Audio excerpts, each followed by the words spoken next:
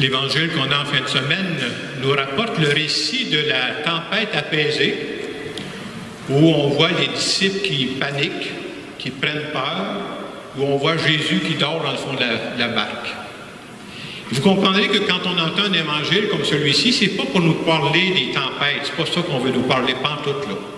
De quoi on veut nous parler à travers cette page d'évangile?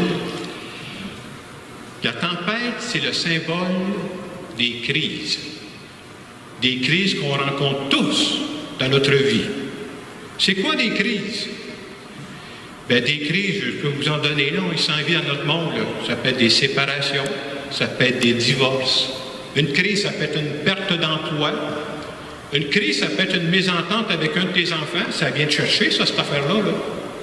Une crise, ça peut être un problème financier. Quand tu n'as plus d'argent, c'est un vrai problème, là. Une crise, ça peut être une maladie qui arrive dans ta vie. Tu vas voir le médecin, puis on aurait besoin de passer un autre test, on n'est pas sûr. Ça fait vivre une crise, ça, là. Et parfois, ce n'est pas toi, c'est la personne à côté de toi qui tombe malade. Puis ce qu'on vient de vivre avec la COVID-19, on peut s'entendre que ça ressemble à une crise, ça aussi, hein? On a beau être croyant, il n'y a pas personne ici qui n'a jamais vécu de crise puis qui n'en vivra pas d'autres. C'est notre situation à nous.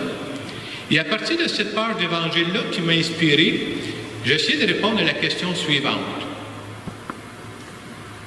Comment on fait pour prier quand on se ramasse dans une période de crise?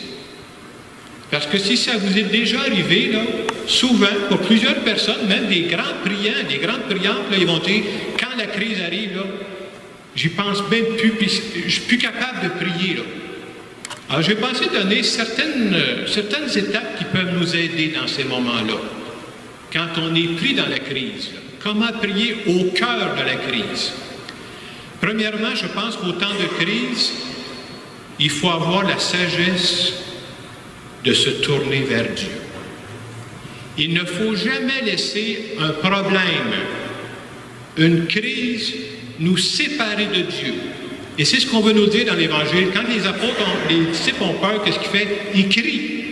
Ils crient vers Jésus. Au contraire, je dirais qu'une crise, une période difficile doit nous motiver à prier encore plus. J'ai besoin de Dieu, je m'en rends compte, là, je suis en crise. Là.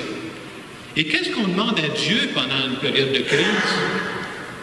On demande que la sagesse de Dieu vienne nous inspirer pour la situation qu'on vit. Là. Dire, là, moi je suis dépassé, viens m'aider là-dedans.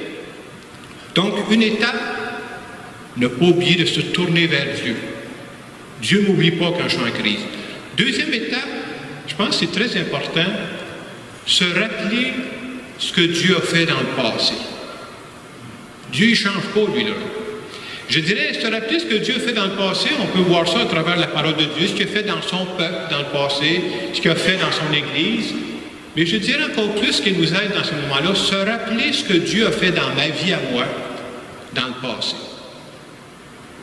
C'est important d'identifier ces moments-là avant d'être en crise, là. Je suis capable d'en reconnaître, moi, des moments où j'ai choisi de croire que c'est Dieu qui était dans ma vie à ce moment-là. Et de faire confiance que Dieu peut encore agir comme il l'a fait autrefois.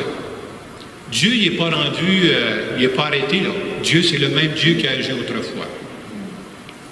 Donc, deuxième étape, justement, de croire à ça.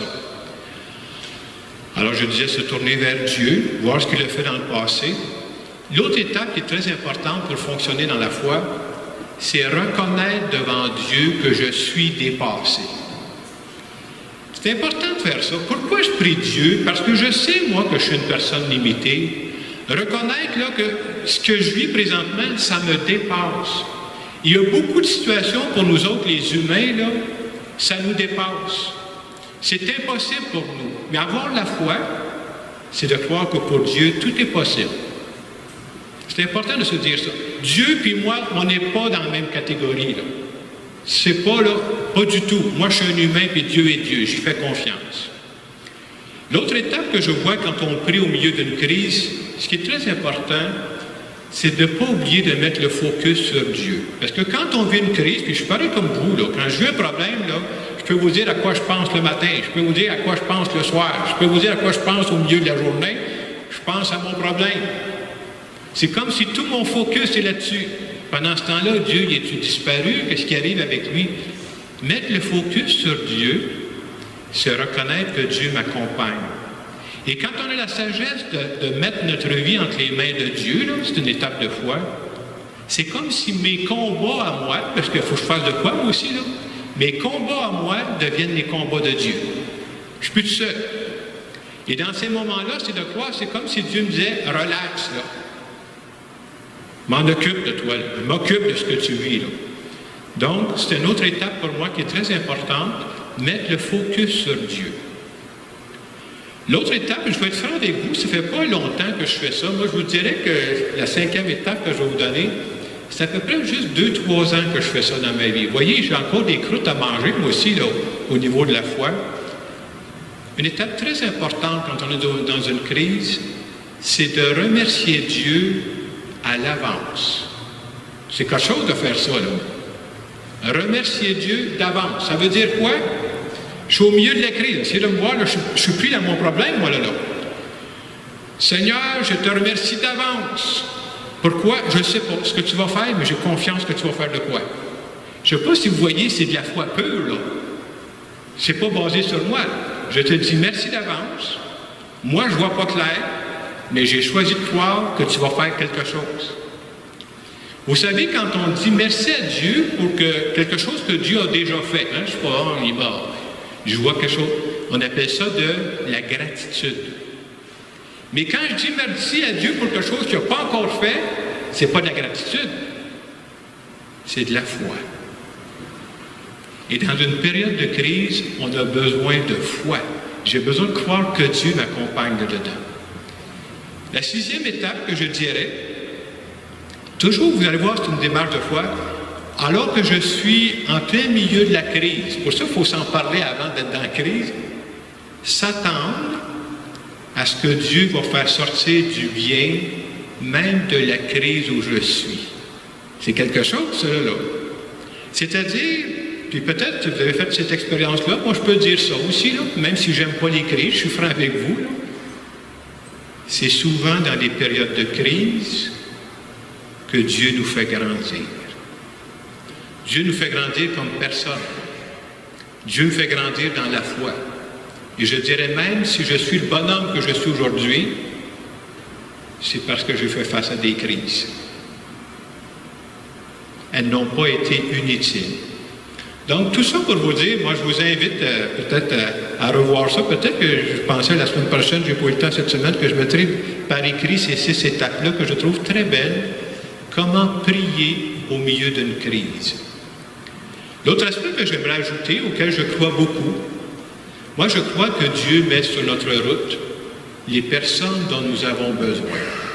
Et si je faisais le lien avec les crises, Dieu met sur notre route les personnes dont nous avons besoin pour faire face à nos crises. Et en fin de semaine, comme vous savez, c'est la fête des pères. Je sais qu'il y a plusieurs pères ici, là. On va vous dire merci pour toutes les fois où vous nous avez rassurés quand l'eau commençait à monter dans le chaloupe. C'est ça une crise. Hein? Puis vous savez, là, je dis ça aux pères, là, moi je ne suis pas père, mais vous l'êtes, vous autres, là. C'est un sacré beau rôle que de rassurer. Rassurer du monde quand les personnes vivent une crise, là, d'avoir quelqu'un qui dit « je peux compter sur mon père ». Et vous savez, là, on peut compter sur notre père quand on est enfant. On peut compter sur notre père même quand on est adulte. Et parfois, ils ne vous diront pas, vos enfants. Mais de savoir d'avoir quelqu'un sur qui je peux m'appuyer, c'est un cadeau énorme dans la vie. Pourquoi je vous dis ça? Pensez juste à ceux qui ne l'ont pas ou ceux qui ne l'ont plus. Ils voient toute la différence du monde. Et moi, je pense que ça, c'est Dieu qui passe à travers vous. Puis quand on devient adulte, des fois c'est notre père, des fois c'est une autre personne, ça peut être notre conjoint. Dieu passe par ces personnes-là. Et moi, ce que j'aimerais retenir aussi de cet évangile-là, parce que je trouve ça beau, parce que les évangiles, pas les évangiles, les disciplinaires ont dit Jésus dormait dans le fond de la barque. Mais vous savez, c'est pas le message qu'on veut nous passer avec ça? Quand on est en crise, Dieu ne dort pas. On peut le réveiller n'importe quand. Et c'est à nous d'avoir la sagesse de lui demander. En terminant cette homélie, j'aimerais simplement faire une petite prière en notre nom à tous.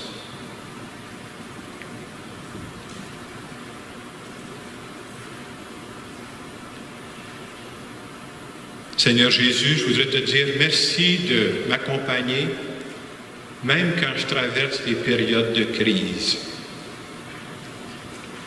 Je te demande d'augmenter ma foi afin que je ne doute jamais de toi. Et Seigneur, je veux te dire merci d'être un bon Père pour moi. Amen. Je pensais, je ne sais pas si vous allez tous accepter, je vous invite à faire un acte de foi. Je vais vous dire c'est quoi un acte de foi. Je ne sais pas ce qui s'en vient pour vous dans les mois à venir. Il y a peut-être des choses que vous voyez venir dans les mois à venir ou dans les années à venir, puis vous n'êtes pas sûr de ce qui va arriver. Je pense que ça peut être vrai pour tout le monde. Moi, c'est vrai, en tout cas dans ma vie, là, il s'en vient des choses que je ne contrôle pas. Je vous invite à faire un acte de foi. C'est quoi un acte de foi? Si vous voulez, je n'oblige pas personne, je vous invite à dire merci à Dieu à l'avance. Pourquoi? Pour ce que tu vas faire. Mais c'est quoi que tu vas faire? Je ne sais pas ce que tu vas faire. Vous voyez que c'est un acte de foi? Peu importe le sujet que vous voyez qui s'en vient là. Y a-t-il un sujet qui dit, je sais que je vais faire face à ça, là, c'est inévitable. Dans les mois à venir, dans les années à venir, ça s'en vient là. Et dans ce secret de l'Église, là, dites ça à voix basse, je te dis merci d'avance pour ce que tu vas faire.